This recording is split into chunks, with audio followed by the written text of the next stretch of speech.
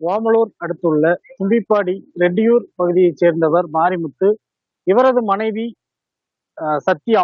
இருவரும் ஒடுக்கப்பட்ட சமூகத்தைச் சேர்ந்த இருவேறு சமூகங்களைச் சேர்ந்த இவர்கள் காதல் கலப்பு திருமணம் செய்து கொண்டுள்ளனர்.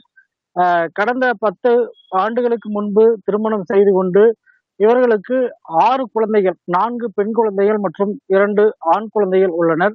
இந்த ரொம்ப வறுமையில் வசித்து வந்த இவர்கள் இவர்கள் இருவேறு சமூகத்தைச் சேர்ந்தவர்கள் என்பதால் இவரது உறவினர்கள் மற்றும் அப்பகுதியைச் சேர்ந்த மக்கள் இவர்களுடைய திருமணத்தை ஏற்காமல் இருந்து வந்துள்ளனர். இது குறித்து மாவட்ட ஆட்சியரிடம் பல முறை புகார் அளித்து அரசு சார்பில் அவர்களுக்கு 2 சென்ட் நிலம் வழங்கப்பட்டதாக கூறப்படுகிறது.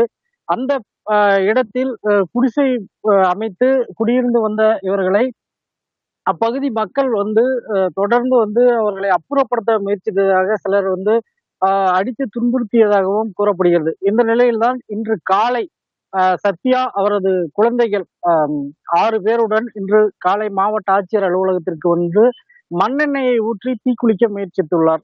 இதனை கண்ட பாதுகாப்பு பணியில் ஈடுபட்டிருந்த காவல்துறையினர் அவர்களை உடனடியாக தடுத்து நிறுத்தி விசாரணைக்காக அழைத்து சென்று சேலம் டவுன் காவல் நிலையத்தில் வைத்து விசாரணை மேற்கொண்டு வருகின்றனர்.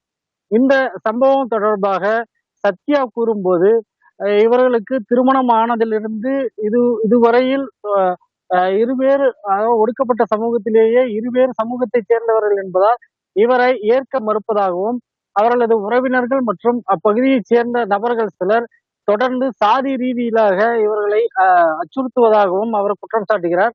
மேலும் அரசு சார்பில் தங்களுக்கு ஒரு நிலத்தை வழங்கியுள்ளனர். அந்த நிலத்திற்கு இன்னும் பட்டா கூட வழங்கவில்லை.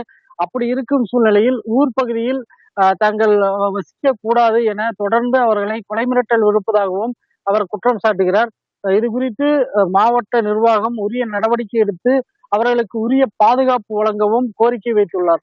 இதே போல இன்று திங்கட்கிழமை மனுநாள் என்பதால் பல்வேறு தரப்பினர் மாவட்ட ஆட்சியர் அலுவலகத்திற்கு மனு அளிப்பதற்காக வருகை தந்துள்ளனர். குறிப்பாக இன்று ஒரு நாளில் மட்டுமே 10 பேர் தீக்குளிக்க முயற்சித்துள்ளனர். பல்வேறு கோரிக்கைகளை வைத்து 10 பேர் தீக்குளிக்க முயற்சித்துள்ளனர் என்பது குறிப்பிடத்தக்க ஒன்று.